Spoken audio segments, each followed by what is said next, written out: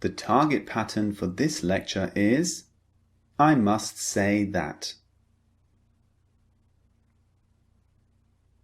I must say that. In this pattern, the word that is optional. So sometimes we omit this word. Let's look at the meaning of this English pattern. Look at this example first. I must say that you look so pretty in that dress. What does I must say that mean in this sentence? We use it to emphasize a point about someone and make it stronger. We use it to show your feeling and passion. So use this English pattern to make your words even stronger than normal. Let me give you an example. If I simply say, you look very pretty in that dress, the meaning is positive and quite strong. But if I say, I must say that you look very pretty in that dress, the meaning and strength behind it has gone to the next level. So, I must say that makes the following words even stronger. They add more passion and more emphasis. Let's look at the example sentences so that everything is much clearer for you. I must say, the party you held at the weekend was excellent. Everyone had a great time. So you notice that this time I omitted the word that. I didn't include it in this example. This is fine. You can include it if you like, or you can omit it. It's optional. So this example is saying, the party you held was excellent. I must say that brings the meaning to the next level. Instead of saying, the party you held was excellent, you can say, I must say, the party you held was excellent. So it brings the meaning even higher. It makes it stronger. It's showing your feeling and your passion. You're saying, wow, the party was very good. So I must say that makes the following words highlighted. They make them brighter and stronger so that the listener pays more attention. This is the key with this English pattern. Let's look at the next example.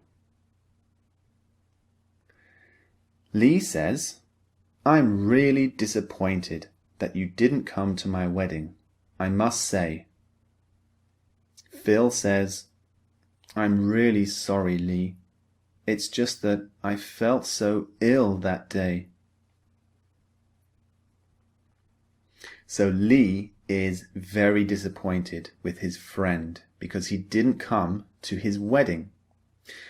Now there's a few things I need to point out with this example. We used the phrase, I must say, the English pattern, at the end of the sentence. This is also fine. So it highlights the words that you said just before I must say. So it can come at the end as well. The other thing I want to point out is that I must say doesn't always have to be about good news or positive words. So in the previous examples, we spoke about positive things. We said, I must say, you look very pretty in that dress. And we said, I must say, the party you held was excellent. So these are pointing out some very good things. But we can also point out bad things. It makes the bad comment or the bad words stronger as well. So Lee said, I'm really disappointed you didn't come to my wedding. If he just said this, it means he's disappointed. He's at this level. But when he uses I must say, it brings it to the next level. It shows even more disappointment. Can you see? Let's look at one more example. I must say that I am very impressed with your previous experience. I'm going to offer you the job. So in this example, you have an employer or a boss interviewing someone for the job. And the boss says, I must say that I'm very impressed with your previous experience. He's trying to show passion and he's trying to emphasize the fact that he's very impressed. He's not just impressed, he's really impressed. I must say that I'm very impressed. So he's putting strength behind the words that he says. Now, I hope the meaning is much clearer for you now. Let's look at the structure of this English pattern. Here it is. I must say that, remember, that is optional. You can include it or not, plus a subject, plus a verb, plus an object. So it's basically a sentence. I must say that plus a sentence. For example, I must say that I am very impressed with your previous experience.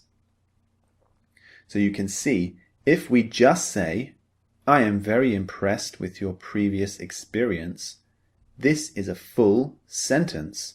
It's a full grammatical sentence. So that's the basic structure. I must say that plus a sentence. Now remember, I told you earlier that it can come at the beginning or at the end of a sentence. Let's look at how we can do that right now. So we can say, I must say, plus a sentence, or we can reverse it. We can use a sentence, then say, I must say. For example, I must say, the party you held at the weekend was excellent.